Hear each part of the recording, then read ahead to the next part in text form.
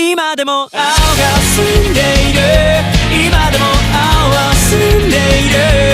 どんな祈りも言葉も近づけるのに届かなかった。まるで静かな声のような、頬を伝った夏のような色の中、昨日の言葉がずっと喉の奥に使えてる。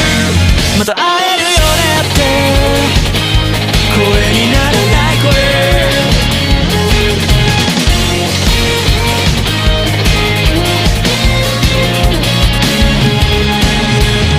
昼下がり締め付く風の季節は思い馳せる、まだ何者でもなかった僕らの肖像。何もかも分かち合えたはずだったあの日から少しずつ